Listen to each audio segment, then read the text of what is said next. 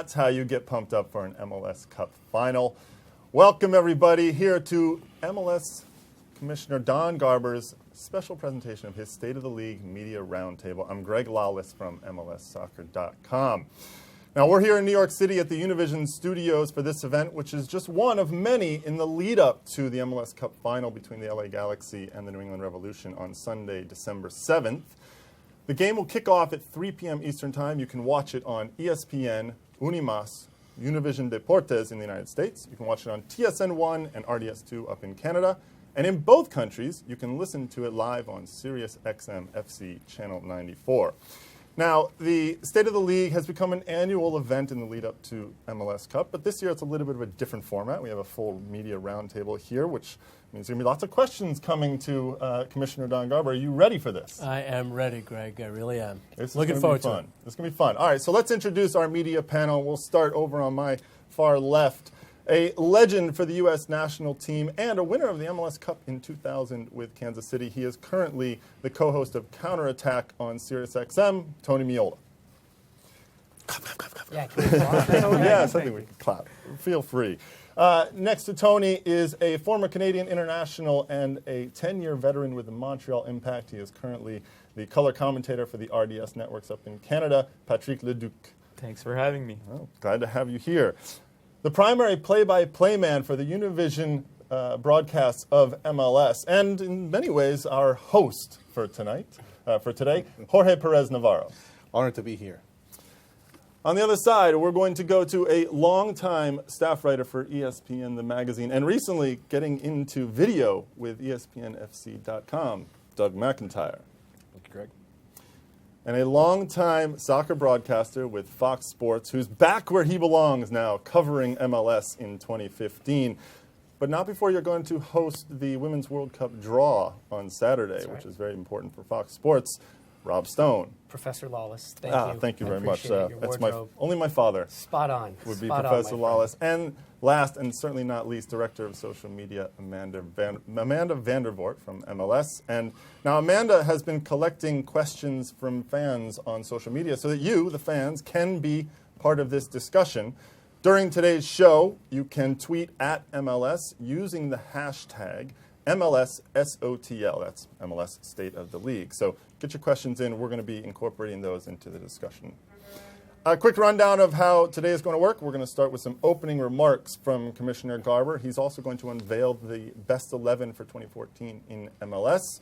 And then after that, we will open it up to the media roundtable for the discussion. So take it away, Commissioner. Thank you, Greg. And folks, I really appreciate everybody coming together. We at MLS try to always do things a little bit differently. I didn't want to sit in front of a lectern as we've done so many other times. And then there have been times we've sat around our conference room table and we have a teleconference and don't necessarily get to show who we are and what we are and allow all of you that are so important to talking about our league and holding us to task and representing the points of view of all of our fans. So I look forward to this. I want to thank all of our broadcast partners, past and present, and all of you folks that have been so important to our league, and to you, Greg, and everybody at MLSsoccer.com for everything you guys do every day, communicating with our fans. I really appreciate it and say thank you on behalf of all of us.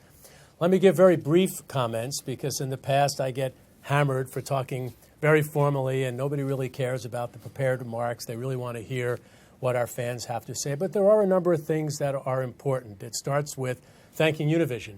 This is a great environment. You can see the skyline right behind us. We really appreciate your partnership. Look forward to another 8 years, and thanks for giving us the platform in the studio to be able to have such a great event today.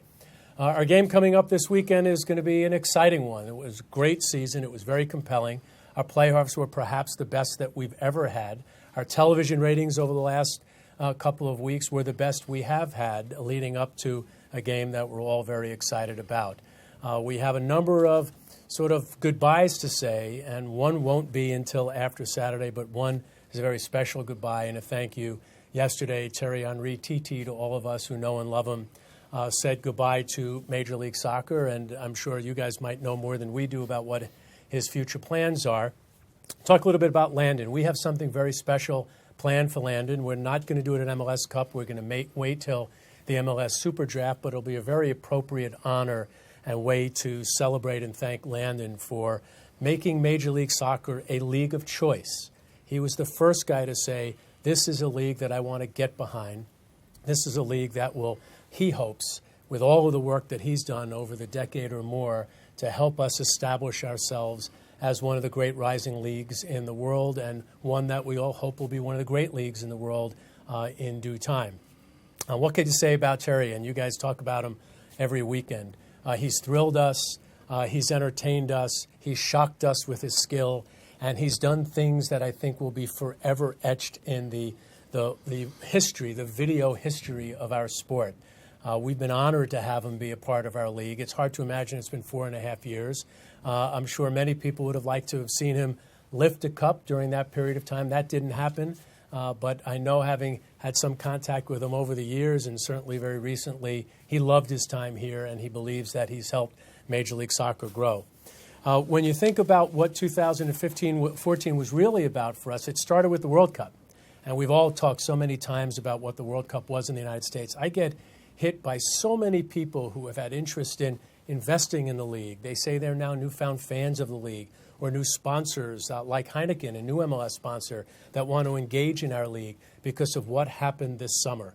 Every 4 years, I think it'll get bigger and bigger. Certainly, we're hoping for even great things to happen with the Women's World Cup coming up in Canada in the this next summer. But something seems to happen when we have the eyes of the world turning on the American and Canadian soccer market, where all of a sudden the sport rises to higher levels. And as it relates to MLS, the fact that we've had Michael Bradley and Clint Dempsey and now Jermaine Jones and so many, Graham Zusi and Matt Biesler and Omar, so many players that were part of that roster, and a young guy like DeAndre Yedlin proving this story about our homegrown players and our development system, saying that we are a key driver to the national team. It's why I feel so passionately about what's been going on in the media over the last month as it relates to our national team. We believe with our federation that together we could win the World Cup. And very importantly, I said this when we announced our team in Canada in 2007, I don't think our job will be done until Canada qualifies for the World Cup. And when I leave this job, if we haven't achieved that, it will be a mark that I would truly regret. We're going to continue to work with the CSA. I'm sure you'll have some questions about that. We'll continue to work with Victor and with Peter and their staff to try to do what we can to help Canada qualify for the World Cup. Canada, the United States, and Mexico are a powerhouse, and we should be able to take that power and have CONCACAF and have this region be far more influential than it even is today. As you know, 2015, we've got a lot of things that we're looking forward to, not the least of which are new TV agreements, a long-time extension with our longtime friends at ESPN. And Doug, I look forward to chatting with you. Rob, welcome back. I remember the days when Fox Soccer Channel was launched, and we had so many great things that we were doing together. I remember your time at ESPN and how valuable you were to help us promote this league. It's great to have you back. We look forward to David and to Eric and everybody else helping us to grow the sport. And Univision has been part of our world since day one. And we look forward to another great 8 years with you together. And frankly, and I think you'll start hearing more about this, what we're going to do with Univision is going to transform our relationship with the Spanish-speaking market in this country. It's going to be the beginning of a new day for all of us. So our new television deals, our new television relationships are a big part of what our 2015 is going to be about. We have a new brand identity. Now, fans don't care that much about logos. Logos actually matter. They represent what you stand for. They represent that club and community and our country, these two countries that matter to the U.S. and Canada. That's the red. The club that you can relate to, and the community, such a big part of what our players and our league is about with MLS Works. And AJ De La Garza, a guy that was our humanitarian of the year, think of what he's went through. So that represents a big part of our character, and we're looking forward to continuing that.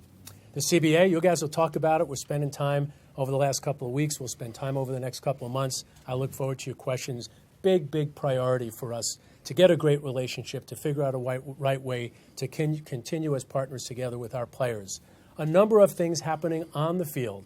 People complain there's not enough news being announced here. We got a couple of things that we'll announce today that'll be part of what we'll present to our board on Saturday. Some of these things still need approval, but we feel pretty good about some of these initiatives. The first is, for two really, are TV initiatives. Decision Day. We want to have one weekend. It's going to be at the end of the year where we're going to have all of our competition focused on what the best matchups are during that period of time in that last weekend. We want all of those games to potentially take place at the same time, which is what they do in the World Cup. If we can't do it all at the same time, we want to have at least the games within the same conference be at the same time. Our marketing guys are going to market it as Decision Day. All of our attention will be about that last weekend.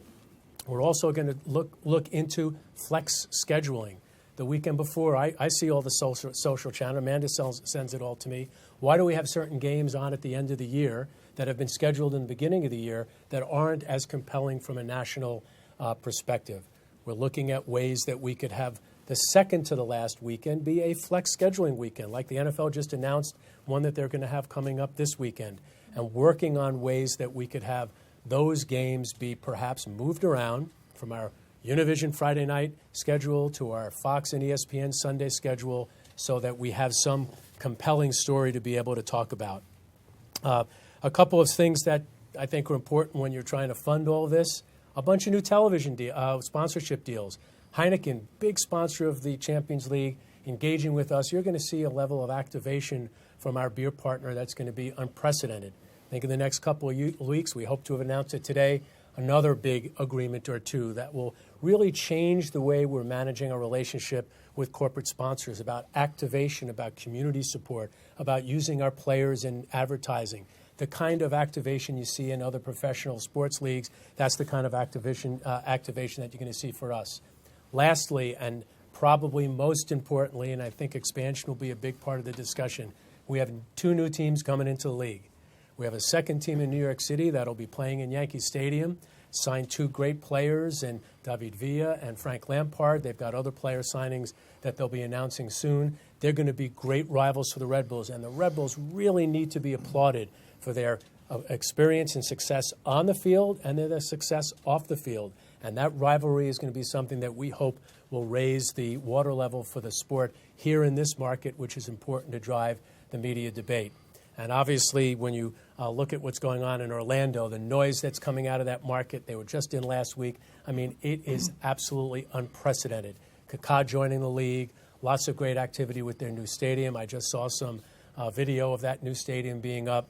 Orlando and New York City are going to be terrific. Somebody will ask me about L.A., another new big team announcement. So we've got a lot of noise going on that's going to make 2015 a great year, and not unimportantly, our 20th season.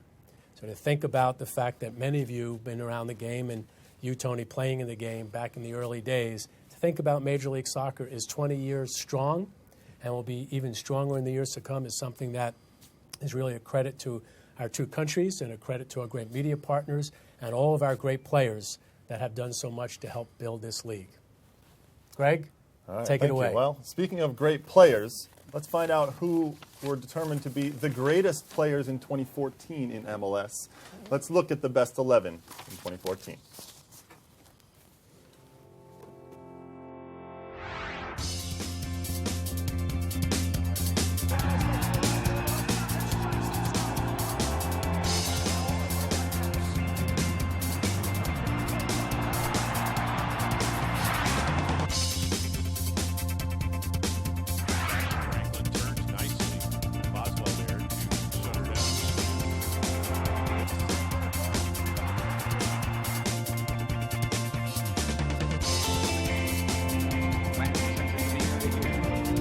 Opportunity on goal, they score! Omar Gonzalez!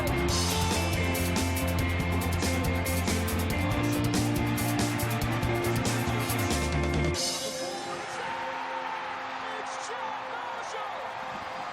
It's his first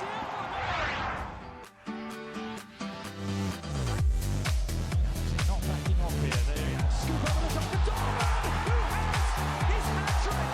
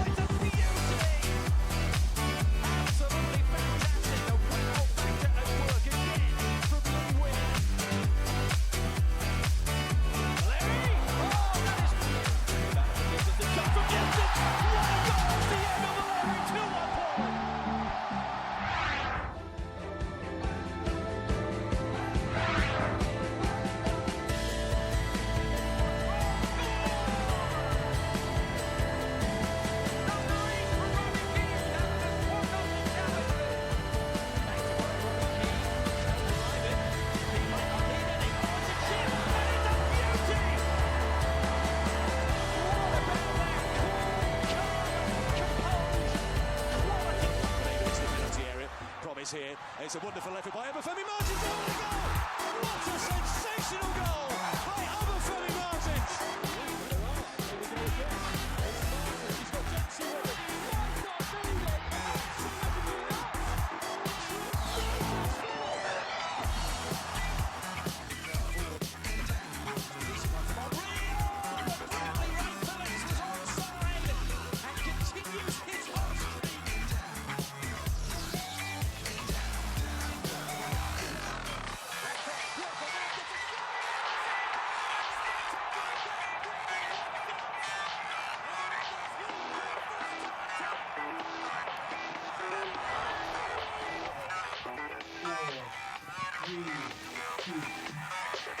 Well, I feel like we should be clapping. That is an incredible amount of talent out there in the best 11 for MLS. But we have a great amount of talent in the room here, too, from the media side here for our media roundtable. So let's get right into the question.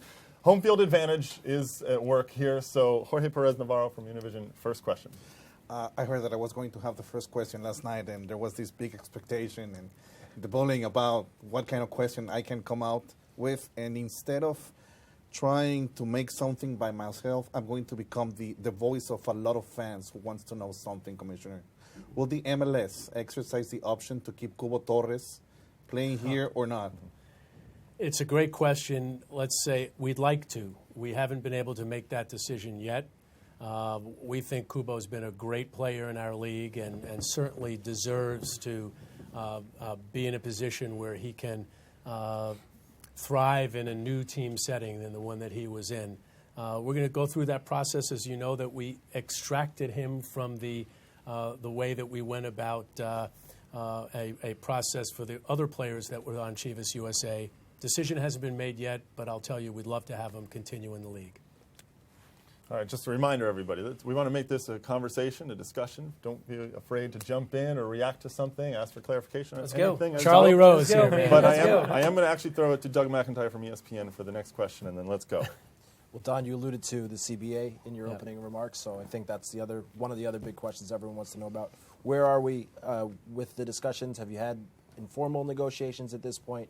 When will they start to ramp up? Where are we right now with Sure, that? Doug. So, of course, we've started discussions. They've been formal. There have been a number of meetings with the league management and the leadership of the players' union, including some players. This process now is just the beginning phases. Every league goes through it. Went through it 5 years ago, and the agreement prior to that. It's sort of talking about what our respective priorities are. And that's where we are at this moment. There will likely be another meeting in December, and then we'll get down to the negotiations in earnest. And I'm confident that we'll be able to reach an agreement that'll be good for the league and be good for the players. I will say the dynamic is one that I would describe as positive. We have informed the players in a very transparent way that the league isn't performing financially the way we would like. I think they accept that and understand that. At the same time, I think there are a wide variety of things that are important to them that we're going to have to listen to and get our owners to recognize and then continue to move it forward to try to get a deal done. These sorts of negotiations, by their nature, always tend to go right down to the wire. You came within days of a potential work stoppage 4 years ago. I think it was about a week before the season started that you reached an agreement. Given the amount of money that the players now see coming into the league, do you anticipate the potential for a work stoppage being possible this time around? No, I mean, at this point, I don't think they or we are thinking about a work stoppage. And Doug, you never go into an agreement thinking, okay, we have this date, and if that date doesn't get hit, then all of a sudden it's Armageddon. You go into these discussions with an open mind, with a desire to reach agreement, and trying to be as open as you possibly can, and I think, very importantly, being as transparent as you can as to what are the issues that are important to ownership and what are the issues that are important to players. How do you recognize that the dynamic is continually changing? That which is important today might not have been important 5 years ago, and it might not be important 5 years from now. So you've got to just be smart, focused, and recognize that we do believe that we are all in this together to try to grow the game. Is the league at a point that it could handle a stoppage if one happened? Well, I mean, the league can handle a stoppage as could the players handle a stoppage. I mean, I think there isn't any league that doesn't understand, or any union that doesn't understand, that you have your points, and if you get to that point where you've got to make those decisions, you go about making those decisions. But we never reached that point last time, and I don't believe we have that kind of relationship with our players, and I don't believe they look at the league and ownership in that way. Last time we had a mediator involved, and that same United States designated mediator that is designated by the White House works with all the leagues and worked with us very effectively, and that process is there to ensure that everybody goes in with an open mind and everybody is sitting around the table trying to get a deal done. Commissioner, I'm just listening to you there in collective bargaining from a player's perspective. How difficult with new television, expansion fees coming in? You said you sort of informally let the players know that we're not financially where we need to be going into this. With everything we read, how difficult is that going to be really to convince players and the players' union of that? So, Tony, it wasn't informal, it's very formal. I mean, the disclosure of that information is a very formal process. And I don't want anybody watching this or anybody here to think that this is some setup for us to lay out a negotiating position. It is what it is. And what is very important that we have the union and the players understand what is. That doesn't mean they're going to ask for less or ask for things that are, or not ask for things that they don't believe are important to them. There are certain things that are very important to the players, and they'll talk to you about those. They're going to become public at some point. We need to recognize and react to what is important to them. They need to understand how the league needs to operate. Still in its training wheels are certainly off, right? We're no longer a toddler. We're kind of getting into that college age where we're still, trying to figure it all out. Nobody has all the answers, but we recognize we're standing on our own 2 feet. So all I can say, Tony, is that it's very good for everybody, including our players, that the state of Major League Soccer is better today than it had been 20 years ago or 10 years ago. What we all need to do is recognize that we need to have an agreement on what we need to do to continue to grow, to continue to prosper, to continue to have a way to invest in player development, to invest in all the things that our fans and media and everybody is looking for from us. One key factoid is we're investing more in youth development today than we were spending on player salaries in its entirety 10 years ago. And all of that is part of growing the game. And these are the discussions that Mark Abbott, the league deputy commissioner, will have, and Bob Foose and John Newman and all the players will have.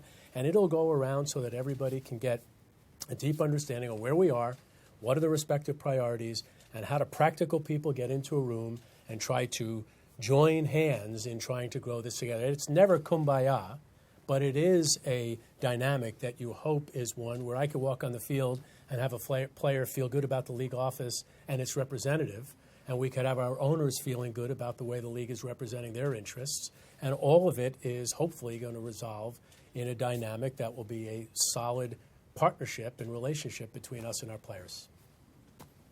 Another Pandora's box expansion, right? We could have hours just on expansion. So it's not the single table anymore in the calendar anymore, right? So many places I want to go with this, and I'm sure everybody else agrees. I'll start with this point. We're going to 20 next season.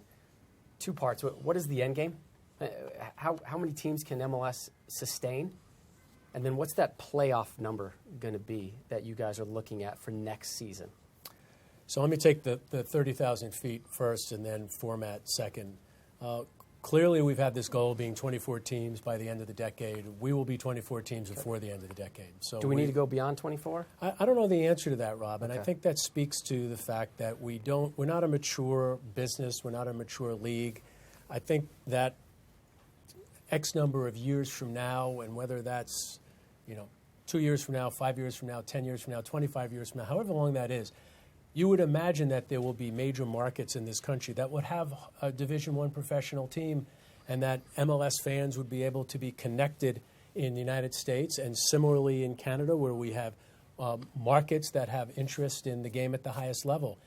But I can't answer that today because we don't have all the answers about what our future will look like. We're very, very focused on the question everybody is going to ask, whether it comes from Amanda or you guys are thinking about it. We're going to go into a board meeting. We've had presentations from 4 different ownership groups, 2 from Minneapolis, 1 from Sacramento, and 1 from Las Vegas. We know that LA is going to be coming in 2017. We're not quite sure yet what's happening in Miami. We need to make some decisions and come out of that meeting with a point of view on timing. What do we think is going to happen where the next number of teams are going to be formally announced? We are very focused on that happening in 2015 for sure. It's conceivable it could happen within the next 6 months from January to June. And that's really our goal, to be able to put a stake in the ground on when the next team or next two teams are coming in. And then we need to determine how many more teams could come in after that. And that is something I don't have the answer to today. That's why I have an expansion committee. They were all in a week ago Thursday. Larry Tannenbaum and Cliff Illig and Joe Roth, and they met with all these expansion groups, and they heard very compelling conversations. They will make a report to the MLS board on Saturday in Los Angeles. Playoff format got leaked, and God, bless Brian Strauss, who found out from somebody, my leaky board, that talked about this idea that we were going to expand the number of playoff teams. We are looking at that. We have not made that decision. That decision won't be made till our ownership has an opportunity to evaluate that, and they have not decided on that happening. Is that Saturday during your meetings? That is Saturday during our meetings. So I think it's conceivable that at some point, perhaps during the game, and maybe Alexi will ask that during the halftime Who's this Alexi show you interview. speak of? Yeah. What is compelling about that idea is that today you have three teams that basically are guaranteed a spot. They basically get a bye. Today, what we're looking at, if we go to those 12 teams, is that would only go down to 2. And then 3 would play 6, and 4 would play 5. So while there would be more teams in, a higher percentage than we have today, we believe once we have 24 teams that it makes more sense. And now we have our new TV deals, rather than constantly changing, change it now, which is what the league is going to recommend. Keep that for as long as we have 24 teams, which will be for some time. And then in essence, be at that percentage of playoff qualification that exists in the NBA and the NHL, which is in and around 50%, 50 to 54%. I know some of our fans don't like that. Nobody can argue with me that our playoffs this year weren't the most exciting games that we had in Major League Soccer. So while I might believe and agree that with some point of view that this European model is what made the beautiful game beautiful, nobody could argue that Sunday night and Saturday night, those games in frigid cold weren't among the best games in MLS history. That's why we love playoffs. You hinted at the uncertainty in Miami. It's a sexy topic with a sexy guy associated with David Beckham. What's the update on Miami? And if Miami doesn't go through, what is Beckham's retention with still having an ownership stake with an MLS club? So the latter part of that, Rob, that's a discussion that needs to be held between us and David and Simon Fuller. That discussion hasn't taken place. Let me park that, right? I can't answer that today. What I will tell you is we love Miami.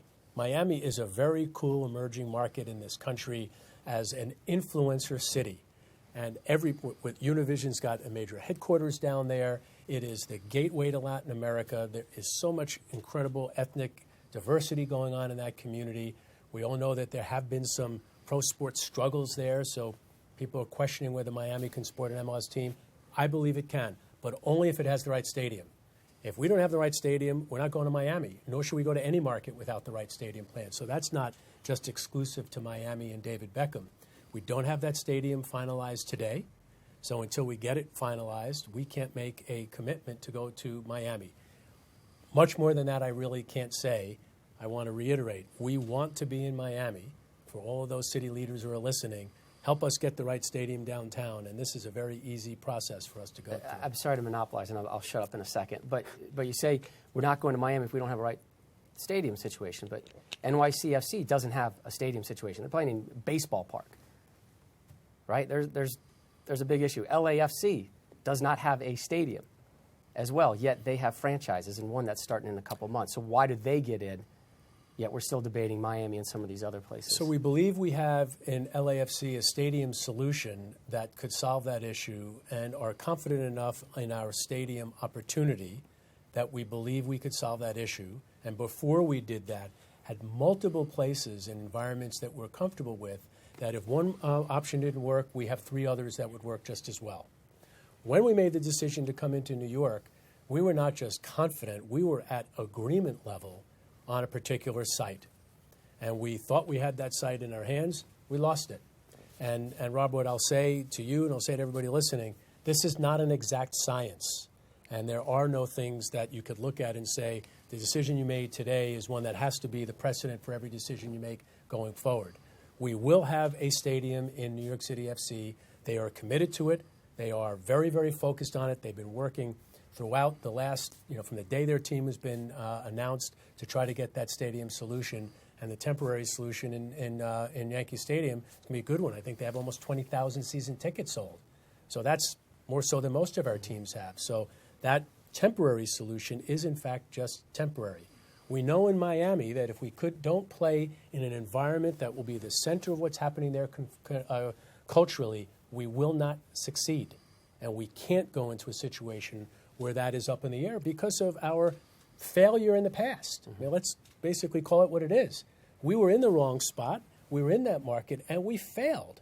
And we folded a team. Now, when all you guys rate the commissioner, we folded a team. That's not a good thing. We folded a team in Tampa. That's not a good thing. Coming back in Orlando, and that's looking like it could be one of the best teams out of the box in our history. So times change things a bit, but we're not going to go to Miami unless we have a stadium site that we are convinced will be successful for us. Let's talk about Canadian content for one moment for my constituents. Is there progress being made concerning the status of Canadian players being considered domestic players in all MLS clubs, not just Canadian teams? So I get asked this in every interview I do up in Canada. I know it is a very emotional issue. And when we went to Canada, one of the great benefits is how strong and relevant the sport is. Put Major League Soccer aside, we're doing really well in Vancouver, Montreal, and Toronto, but the sport itself is embedded in the culture. So we knew that would work. We also understand that the character and the nationalism of that community and the flag and the national anthem are all things that make it a very special place for any American business to engage in and do business. We have this rule of having Canadian players, American players counting as domestics in Canada because we don't have enough Canadian players that are good enough yet to be able to allow those teams to be competitive. And our goal as a league should be, with the CSA, to change that issue. And when that issue changes, we'll be the first ones to say that that rule should change as it relates to Canada. Now going back to the United States, unfortunately, and we've said this publicly many times, we can't, from a labor perspective, treat a Canadian citizen different than we treat any other non-American citizen. All the other rules about border issues aside, a Canadian in the United States is no different than a Mexican, no different than a Honduran, no different than a Brit. So we cannot do that. What we can do is find ways to address the opportunity for the Canadian player.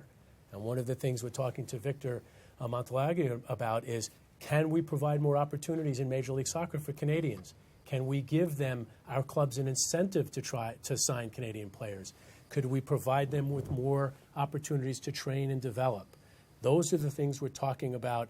I think you've got a great president of the Canadian Soccer Association in Victor. He's very focused on this issue, not because Twitter is forcing him to, but because he wants the Canadian national team to get better, and so do we. Are the Canadian clubs asking for more Canadian content?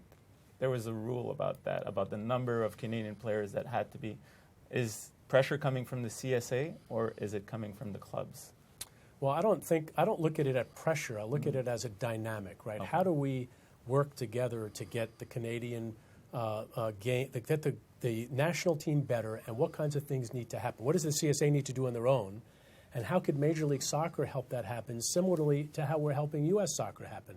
Right now, if you can ask the president of U.S. soccer whether or not he wanted our league to help the Canadian national team get better, he'd say yes, because we do think of ourselves as aligned with Canada and Mexico as a bloc, if you will, and actually CONCACAF views us as the North American bloc in ways that we're trying to work together.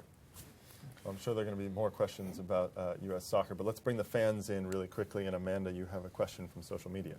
I do. We have a couple questions actually coming off your comments about the playoffs and what an exciting period this weekend was.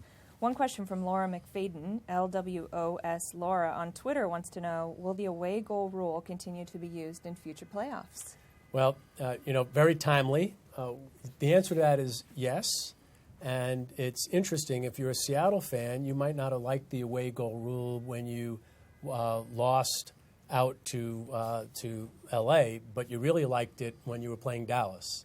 So we believe that rules can help games become more competitive. And also, we are trying to attract the large soccer market that we only have a portion of. So I might get that a baseball fan doesn't understand how Seattle won in Seattle but lost out and isn't going to be playing in the MLS Cup. But there's no soccer fan in our countries that don't understand that, particularly all of our friends that are connected to the to Liga MX. So for now, it is going to be part of our rules. Now that we're talking about different cultures and different ways, going to 24 probably is going to become the American model because most of the leagues operate with 20 teams, which is pretty okay. But when we try to match the international scene, like U.S. soccer with the rest of the world, have you envisioned to go with the international calendar, September to June? And will we ever see MLS teams? I know this is a very I love it. I got a great answer. question. And will we ever see MLS teams competing, for example, in Copa Libertadores, Copa Sudamericana? So I smile because I was meeting earlier this morning with one of our expansion committee owners, and we were talking about how the weather would affect some of the markets we're looking at. And it was -0 in Minneapolis yesterday. -0 in December. Imagine what it would be like in February. Imagine what it's like in Toronto, where we're playing outdoors in a newly renovated stadium next year in February. So the weather issues we have, I believe, are insurmountable until we start building domes and we start heating our stadiums. And that is an unfortunate reality that we have to manage to. I will say that we are getting closer to CONMEBOL and even closer to the FMF and to the leadership at Liga MX. And more today than yesterday, this idea that all of us should be thinking about competitions that could have this part of the world, this hemisphere, be as important to football and soccer as Europe is to the game of football in the rest of the world. I think we should look at that. I don't know how you manage the schedule issues. You know, the Liga MX schedule issues are unbelievable now that they have their version of the Europa League, of the U.S. Open Cup, in Mexico. So I don't know how we get there. I will tell you that Copa America being here in 2016 brings us closer to CONMEBOL. They got a great new president there. We spent a ton of time with Desir Di Maria and Justino Campione. I think Liga MX and FMF is managed in a best-in-class way. I'd love to find more ways we can compete together, either in official tournaments or in exhibition tournaments. Superliga was an event ahead of its time.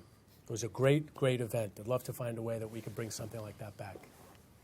So do you anticipate, knowing that the schedule can't go to a European schedule now, but will there be a way to accommodate international windows a little bit better going forward as early as next season? Well, I can't answer that definitively. It's a discussion that's going on at our competition committee level. It'll be discussed briefly at the MLS board meeting.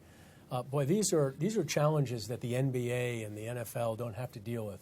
We have a FIFA window that falls right smack in the middle of our playoffs. And last year we had to have 2 weeks between our first leg and our second leg. This year we moved it later, and now we have only 1 week between MLS, the championship game, and our MLS Cup final. So it is an insurmountable issue. It's a square peg in a round hole. It would be good for us to be able to take off all FIFA windows, not have to have competition with our national team, which we are so closely aligned and partnered with. But I can't answer that definitively in terms of how many weekends we'll actually be taking off. We saw just before the playoffs, the October window, a lot of teams are in the race to make the playoffs, and there's that tug of war, which came about, was the premise really to Jurgen's, the discussion back and forth that you had with Jurgen, that ongoing tug of war between MLS and the national team. Is there a way to, late in the season when playoff races are going on, to accommodate windows in that portion of the season? Well, I'd love to have those national teams say that they won't call in those players. You know, we had the The Caribbean group had their own qualifier, which Jamaica qualified for, and we had a player that was called in. We had to find a way to ensure that he could play in his playoff game, but also get home and compete in his competition in the Caribbean. These are the issues that I think this commitment to club and country sort of need to both address and be aligned with. We are committed to club and country. There is nothing more important to us than have the U.S. qualify for the World Cup and Canada qualify for the World Cup. At the same time, it would be great not to have Robbie Keane worrying about being called into Ireland in a game that is a friendly. In this case it wasn't, but in the middle of our playoffs. And Adam Silver's not dealing with that with the NBA championship playoffs, right? I don't have an answer to it, though. He's not dealing with designated players either, and you have to. And you don't evolve, you die, right? Particularly in sports, and designated player has evolved. What's the next evolution of this DP rule? There's a lot of talk out there about money being moved around and how you can manipulate that. Talk about maybe the total number of DPs will increase as well. What's the update, or what's the conversation going to be Saturday with the Board of Governors on DPs? So, Rob, I think the better response is the conversation. There is no answer to this. There's nothing coming down the pike where all of a sudden there's going to be a dramatic change. The discussion is, and it's a smart discussion, is that we have within our system been able to evolve how we attract players to our league and how we accommodate them on our rosters in a way where our clubs can be competitive with each other. And yet you could have one club, in the case of New York, paying Thierry Henry dramatically more than any other player in Major League Soccer is paid. And nobody would argue, even those teams that might have lost to the Red Bulls, that having Thierry Henry in our league is not better than not having him in our league. But we do continually need to be committed to this idea that on any given day, any club could win if they're smart. That's what the Cup was like last year. And certainly Sporting Kansas City is a model, and Salt Lake's been a model for the last 5 years. So we've got to evolve this system so that we can continue to attract an ever-growing, knowledgeable fan in these two countries, at the same time not putting ourselves in a situation where any fan coming in March doesn't believe that their team is both committed to and has the opportunity to win the championship. You talk about attracting players. I love that phrase. That's a great phrase. And one of the ways that you want this league to be in the top 10 tier in the world is attracting players. You got to get players who are in their prime. And how are you guys going about saying we can get these European guys? I'm talking just strictly European players who represent their national teams, who are still considered in their prime. How do we get those guys to Major League Soccer? Well, I don't want to be snarky here. Robbie Keane and Tim Cahill are not just leaders, but I think certainly in Tim's case, the captain of his national team. I don't know if Robbie is the captain or not. But just because a guy is not playing at their prime overseas doesn't mean that he's not an important player who's still driving the success of But you know what I'm getting at. I'm talking the mid-20 type cats. But in many cases, Rob, that's part of the problem because people view a player who might have made the decision to leave Europe at a particular time, that he's no longer a top player. And I don't believe that to be true. I believe that when Robbie came to this league, he was in his prime. David was 31 years old. David Beckham was 31 years old. I mean, you know that at 31, it's not like you're over the hill. Michael Bradley came in his 20s, and Clint Dempsey came. I don't believe Clint, putting aside what anybody else might think, I don't think Clint Dempsey came to Major League Soccer because he wasn't in his prime and couldn't make it in Europe. He decided he wanted to make MLS a league of choice. I think without being cute about it, how do you get the next Messi in the prime to play in MLS? That's something that is going to happen one of two ways. We either develop that player and we're able to sign him, which we very much want to do, or we're in a position where we have enough revenue to be able to go out and attract that player and be able to have him decide at 25, put Michael Bradley aside, that this is the place which is best for him, his career. Money is part of that, but there are certain things that won't have to depend on having you guys decide you're going to tear up your contract after year 4 and pay us 3 times as much money. Our training grounds, our infrastructure, our coaching, and the environment in our two countries that we're playing in. Having somebody play in Seattle and say, this is an experience that is good for me as playing in Bernabeu. And I would hold that game on Sunday or the game in New England up to any game that was played last weekend. So it's about money, it's about infrastructure, it's about coaching, and it's about having people respect our league more. And that's why I fight so hard to have our league respected by anybody who has an opinion about it. This is on point, actually, with a question coming in from social media about players and young players in particular. Thomas James from Instagram asks, how do you plan to keep professional soccer players from North America in MLS? Well, it's about having this be a league that they believe is good for their career, where they can make a good living, as good a living as they can make someplace else, where they can believe that they're going to be trained as well, that they're going to be respected, and they're going to basically have the environment around them that is going to help them become better.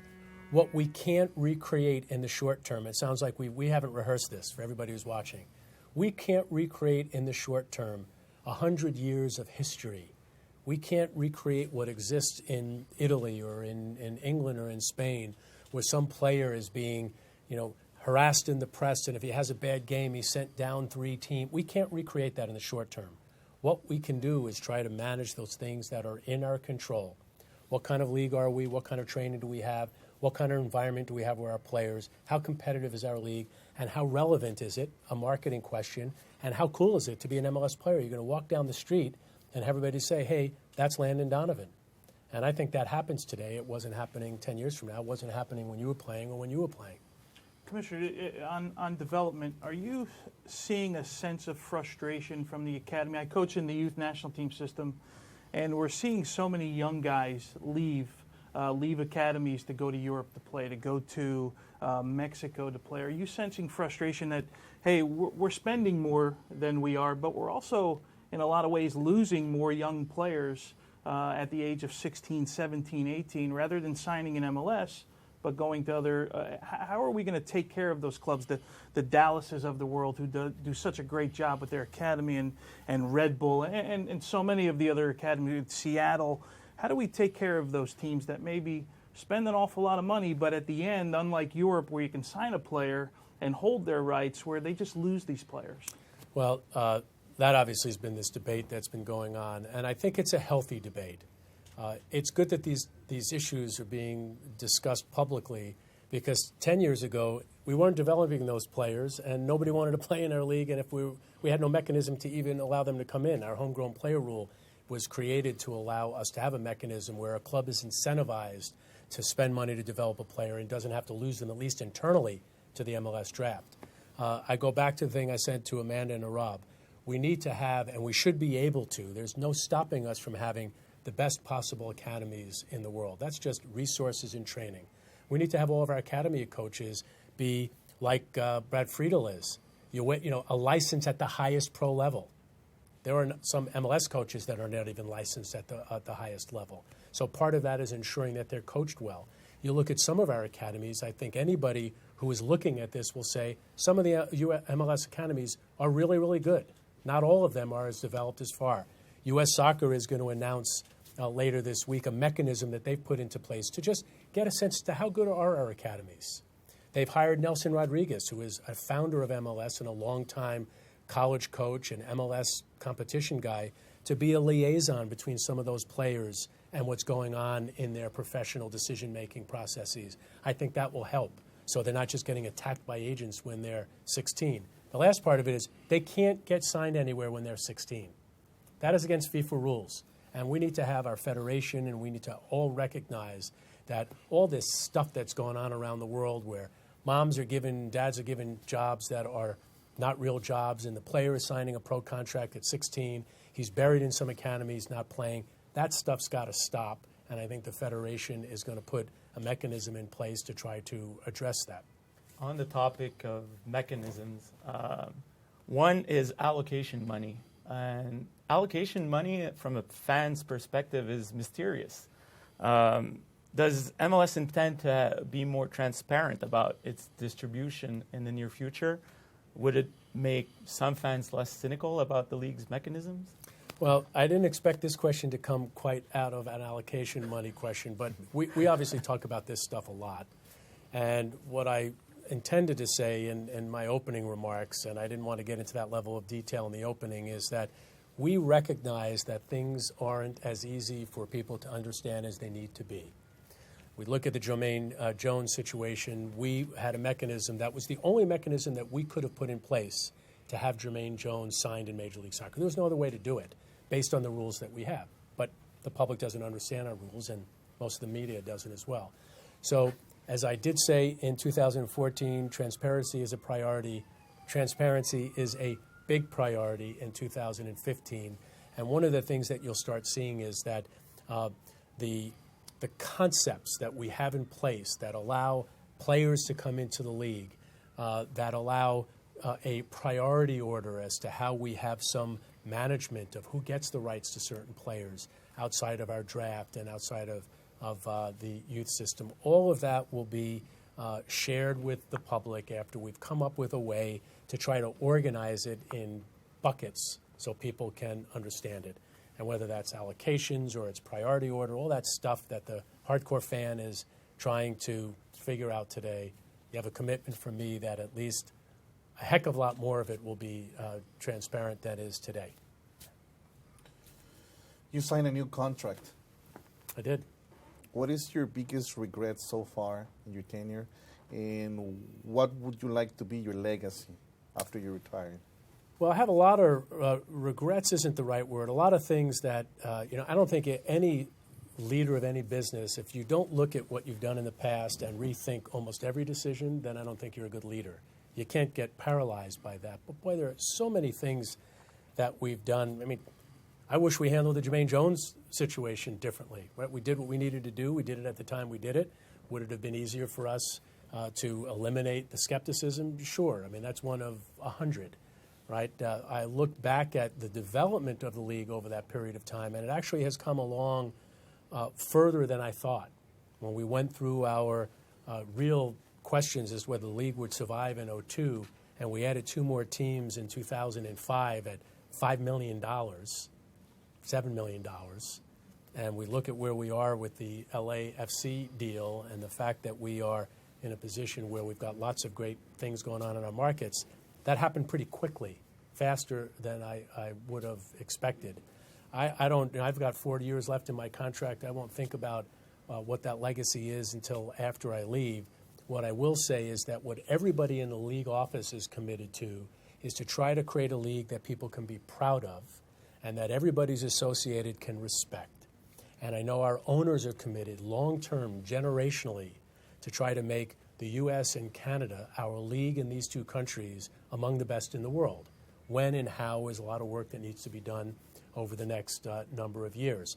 One thing I am proudest of, and I say this without doubt, when I walk around fields, as I did this weekend, and a bunch of players, many of them veterans, come up to me and they say, hey, I'm really excited to be in the league today when things are going the way they are. Man, I remember when it was not so good. And it is really thrilling for me. They have no idea how happy I am when they come over and they're kicking the ball around like they were on Sunday night in Seattle. And a bunch of guys came over and say, hey, Commish, keep it up. The league's doing well. And that, to me, is a proud moment for me. And the last thing I say this in every interview, there are hundreds of guys that have played in our league that are working in the league now. That's probably the legacy that I think when you take away the stadiums and expansion, the fact that we have a soccer profession here for all those guys who weren't making a bunch of money and were committing. You came back. You committed to it at a time where you were not making much at all. You had to work 3 jobs, and now you're working in the sport. You're coaching in the sport. And we've got countless coaches and head coaches. Jay Heaps, look what Jay has been able to do. That warms my heart. So the Chivas USA situation, I mean, the disappearance of that team, you think it could have been different if it would have been handled different, or no regrets on that? Well, handled differently, hindsight is 20/20. I look back at what happened with Chivas USA, and I would have made the same decision again. We thought at that time that having a team, then in 2005, remember MLS was at 10 teams. We thought this idea of targeting the Hispanic market in LA was a good one. It turned out not to be a good idea. I've said that many times. I take full responsibility for it. And we had to buckle up. We had to suck it up. We had to buy the team at market value from Jorge Vergara. We had to turn around and sell it to somebody else and now try to get a stadium deal done. But would am I pleased to have had that process for us all to go through so that we can learn from it and we can grow and more job opportunities for those players and seeing some of the great history there? I am proud of it. And at the LAFC announcement, we had the representative of the fan group, and they're here with us.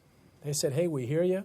We're here through thick and thin. We want to have a team that we could support because we believe the Galaxy have enough fans. We want to be a fan of another team.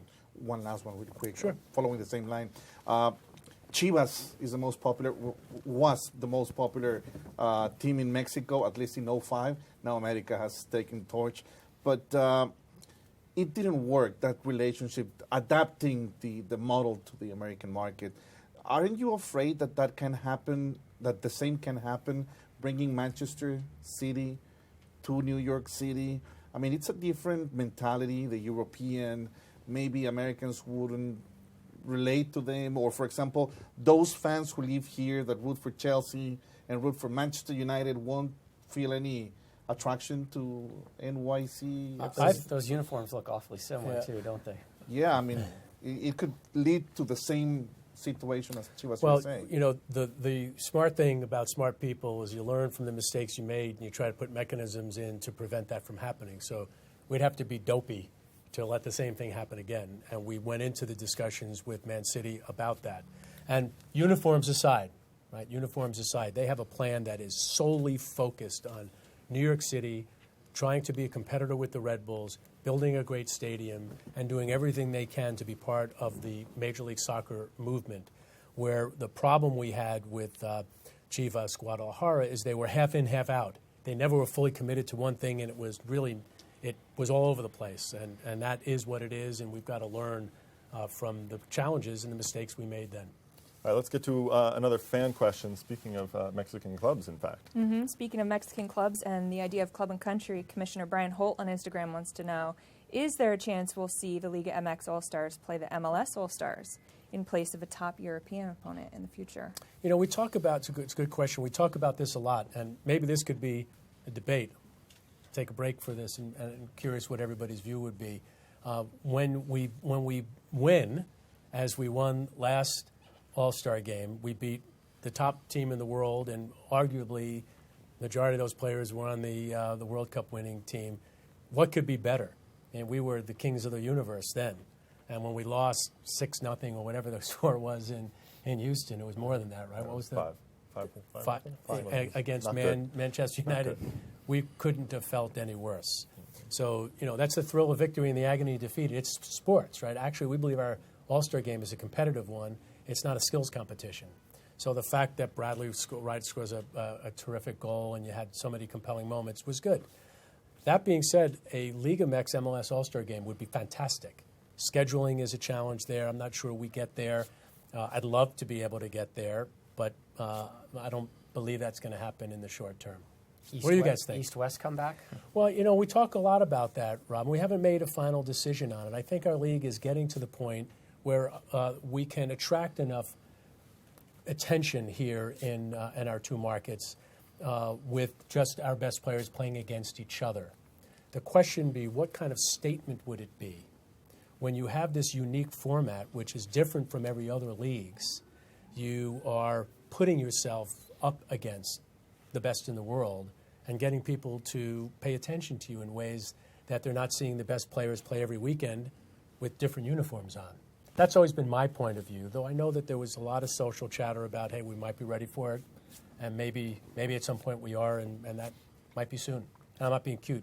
We haven't decided on it yet. Would there be a handshake between coaches at the end of that game? Between the Mexican I think that added to it, right? And that speaks to it. Our guys weren't going out there just to put on a show. And I'm not sure that their coach believed that to be true. There was no agreement beforehand, hey, wink, wink, let us win.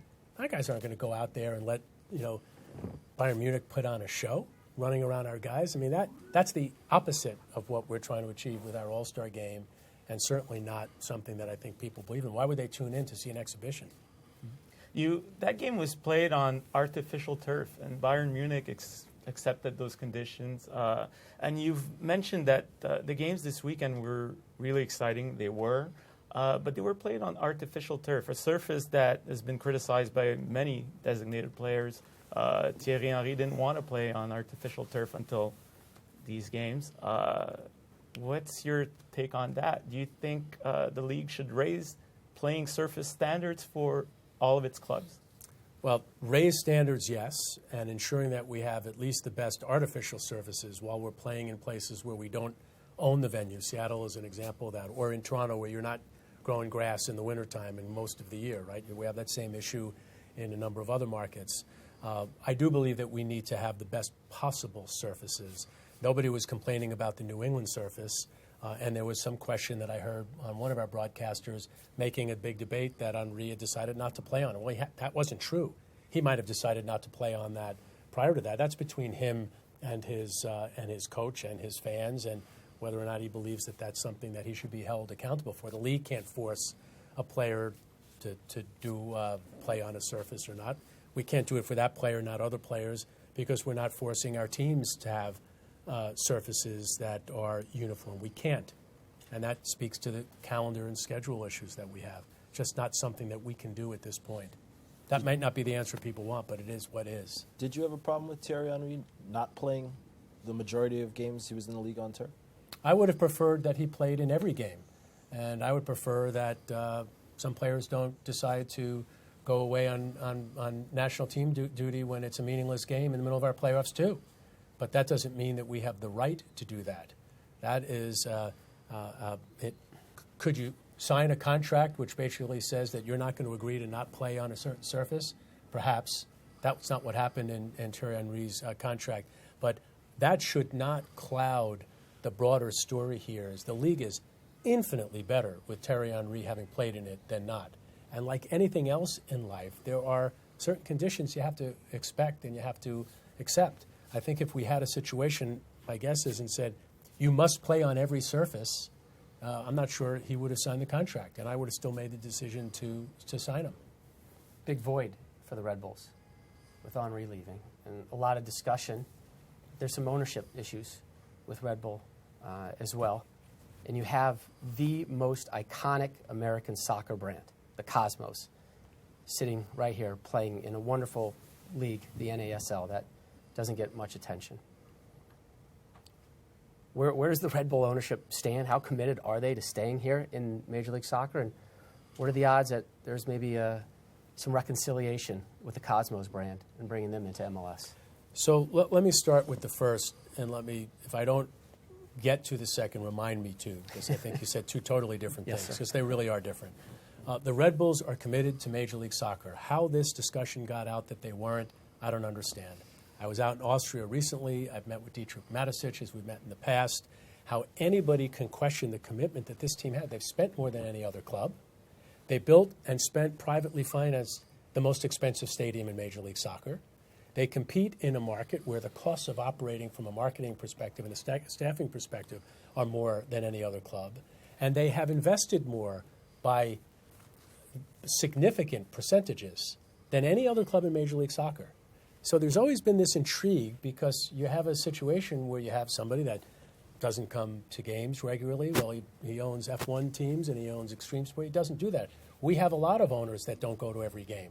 And that's true in the NFL and the NBA, Major League Baseball also. But there's this thing that's got this momentum here that is wrong because their commitments, they may not have operated the way people would have liked them to operate. That's not a question of commitment.